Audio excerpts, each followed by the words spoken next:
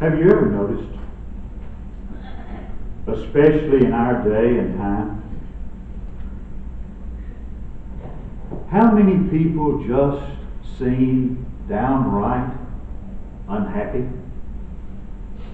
Sometimes take just a few minutes and do some people watching. And when you're doing your people watching, especially notice the furrowed brows. And notice the faces that are lined with anxiety and worry. And see the haggard and hurried look. And the tenseness of the people you come in contact with. See the nervous impatience of folks. It oftentimes seems that this tension is just on the verge of hysteria and bitter tears, irritation, short tempers, frowns, nervous impatience, and all those things. And right here, right now, in this quiet place, as we've lifted our voices in songs of praise to God, as we've gathered around the table and commemorated the death of our suffering Savior, and as we've approached God's throne through prayer, right now, at this very moment, in this time of worship, you know, down in your heart, God did not intend for life to be like this. God did not create man in His image and mean for us to live like we often live. We were not made for that sort of struggle for existence. It's against every law of nature. It's against every law of health. And it's against every law of God. Our text this morning comes from Paul's letter to the church at Thessalonica, the first letter. And he writes in chapter 5 and verse 17, "Rejoice evermore." The Cotton Patch version of the Scriptures translates that as "always be cheerful." The New Century Version reads, "always be joyful." And personally, I think that's my favorite. Always be joyful. Enjoy life. Now, to be certain, that sounds like a really tall order in a world like ours. Surely the man that wrote those words was a man that was born on the sunny side of the street, as we would say. He was a man who had probably been born with a silver spoon in his mouth and probably led a very sheltered life. A life that was free from the troubles and trials and outrageous reversals of fortune that so many have had to endure, so many of us have endured sometimes. And so from his place of security, reclining on a couch of ease, he pontificates. And he says, "Rejoice evermore. Always be cheerful. Enjoy life." But the man that calls on us to do this was not a son of good fortune. There was a time he occupied a very high position in his church. But he gave it up and cast his lot with a new and unpopular movement. A movement that was loved by few and a movement that was hated by many. And if the man that wrote that ever had any wealth, he lost it. And as far as having a sheltered life was concerned, he knew nothing of what a sheltered life would have been like. He had known shipwreck. He had been stoned and left for dead. He had seen the inside of the prison house. He had been to the whipping post on numerous occasions. And in one place, in another letter, he frankly says that he had suffered the loss of all things. So it's not a son of good fortune that writes those words and tells us to always be joyful and to enjoy life. It was a son of the battle. But I want you to read that And I want you to think about it. And realize that that's not just a suggestion. And it's not just simply some good advice. It's a command. Paul says, rejoice evermore. Paul says, always be joyful. Paul said, enjoy life. And Paul is speaking to a universal longing that you and I have. The desire and longing of every one of our hearts. And however far you and I might be missing the experience of joy right now, however far our lives might be away from joy and enjoyment, we're all longing for it, aren't we? We're all hoping for that enjoyment in life. Because none of us wants to make life like a trudge through a barren desert. And we don't want our days to be one long series of yawns and ho-hums. Every one of us wants a bit of a song in our life, don't we? All of us want a touch of laughter and joy in our life. And if we're truthful, if we're honest with ourselves, honest with each other, and honest with God, all of us want to have a good time in life. I personally feel confident that the desire to have a good time and to enjoy life is a God-given desire implanted with every one of us. I think the God of heaven put that desire in our hearts for a very high and a very holy purpose. Many of the sensible and nonsensible, many of the silly things that we do day after day have as their goal having a good time. We want to enjoy life, don't we? We want to laugh. We want to smile. But this command also is indicative of something else. Not only did God create us to be able to enjoy life, and not only is enjoying life a universal longing, folks, it is a universal possibility. Always be joyful, Paul said. Who? That statement is not just for people who've acquired certain possessions. It's not just for folks that have an abundance of toys in their adult toy box. It's not something that's meant just for the successful. It's for all of us. It's for you and it's for me. It's for everybody. It's for the weak and it's for the strong. It's for the cultured as well as for the totally unsophisticated. It's meant for the successful and it's meant for the failures. It's meant for the rich and it's meant for the poor. It's meant for those that have made their way into the spotlight and those who live their lives in obscurity. But take note of something. There's more to it than a universal longing and a universal possibility. It is a universal obligation. Since everybody can be joyful, and since everybody can have a good time and enjoy life, everybody ought to. Joy is a great privilege.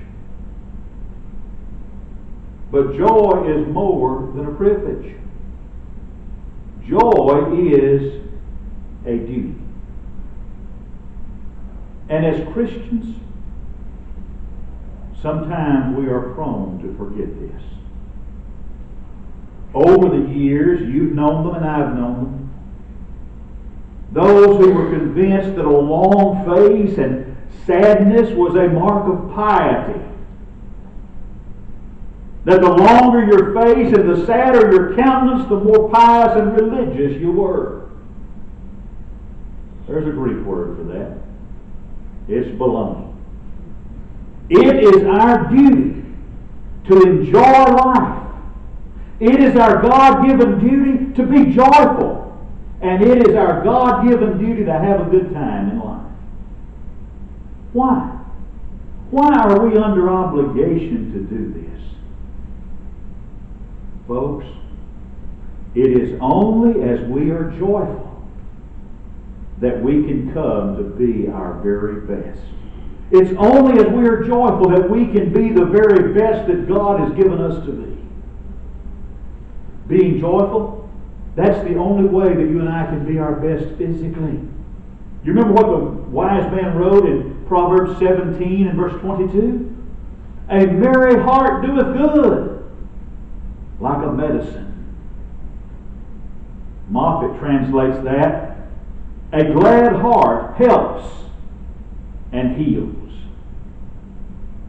Now listen to it.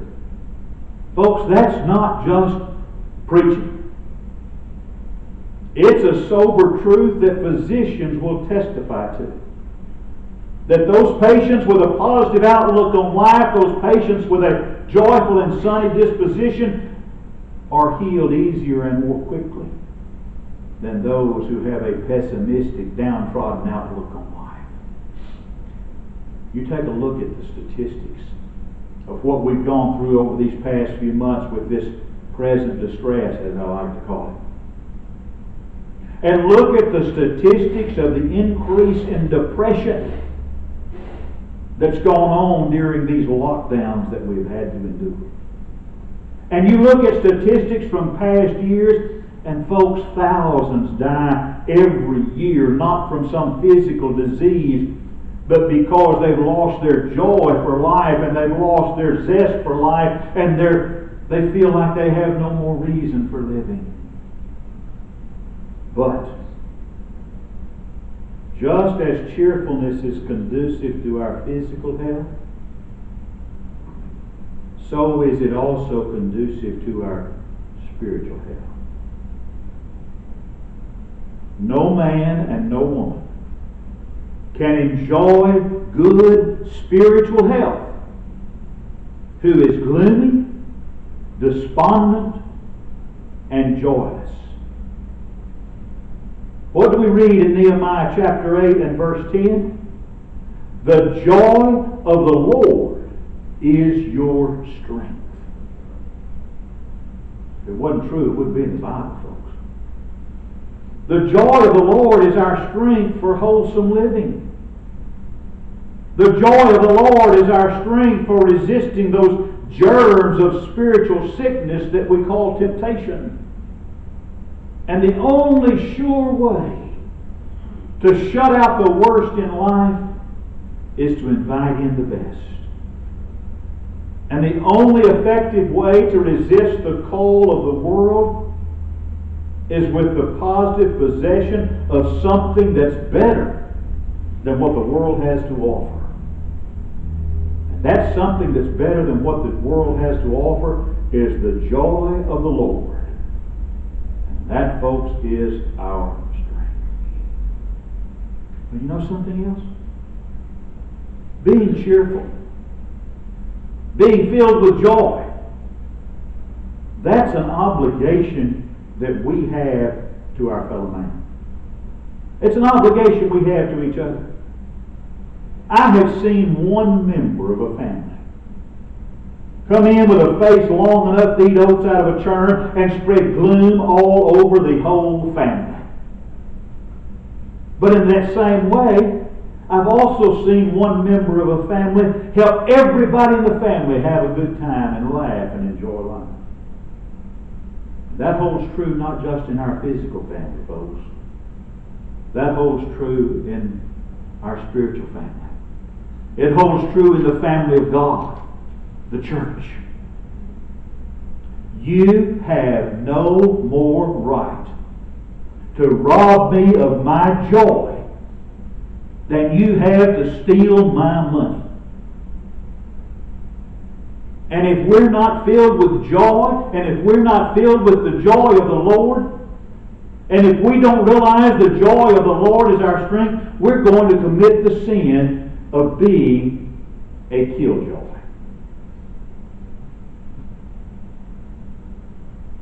And I don't want to do that.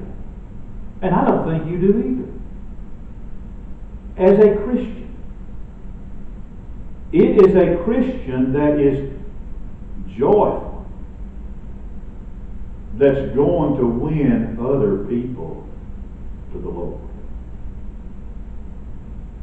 If we're gloomy,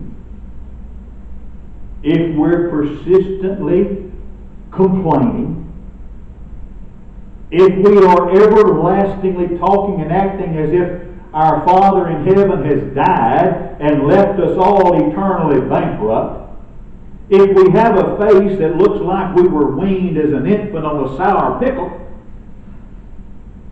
it's no wonder that some of our friends and neighbors are not drawn to the Lord. To be sure. I've known folks like that. And if I thought being a Christian would make me as wretched and miserable as it seems to have made some people I have known, I'd run away from it like I'd run away from the plague or the coronavirus. Christianity is not designed to make us wretched and miserable. It's designed to make us happy. What did Jesus say? I have come that they might have life and have it miserable. No, He didn't. He said, I have come that they might have life. And what, Lord? That they might have it more abundantly. Jesus came to give you and me an abundant life. And that's not the kind of life that makes us wretched and miserable. I am convinced that one secret of the rapid spread of Christianity in the first century was the joyousness it brought to a stale and stuffy world that it was introduced to. We can have this joy. Where? Where do we find it? How do we acquire it? You remember that old song from the... How many of you remember the movie Urban Cowboy? Okay. Then you probably don't remember the song from Urban Cowboy either. Looking for love in all the wrong places? Well, we've got a lot of folks in our world that have spent their life looking for joy in all the wrong places. You're not going to find that joy by attaining a certain set of circumstances. Well, when my car's paid off, when I get a new car, when the house is paid off, when I get a new house, when the furniture's paid off, when I get new furniture, when I lose 30 pounds, when I lose 40 pounds, when I lose 100 pounds. If you're waiting for the right set of circumstances to experience joy, it's not going to happen. If you're waiting for an ideal situation to come along before you can be joyful, not happening. If there is or was an ideal situation, the odds are good you and I would fail to attain it. And if you and I happen to find an ideal situation, the odds are really good we'd find a way to mess it up. We're not going to live joyfully by getting into some kind of a perfect situation. And we're not going to find joy by sheer force of will. We're not going to find joy by squaring our jaw and saying, I'm going to be joyful. Some folks think that's all they got to do is just square their jaw and determine that they're going to be joyful. I'm not saying we can't help ourselves toward joy by effort. But that's not enough, folks. To find this joy Paul talks about, we've got to have more than just a high resolve. How? How do we find this joy? How do we live in this kind of a world that we live in with all of its turmoil and find joy and have a good time? Think about the life of the man that made that statement. Paul had been a Pharisee's Pharisee. He was a Hebrew's Hebrew. He says that himself. As we would term it today, Paul was a big shot in the Hebrew religion, in the Jewish religion.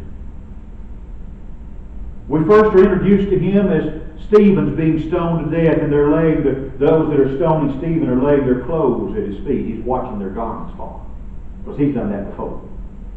And then we read that he's breathing out threatenings and slaughter, and he's making havoc of the church, we read.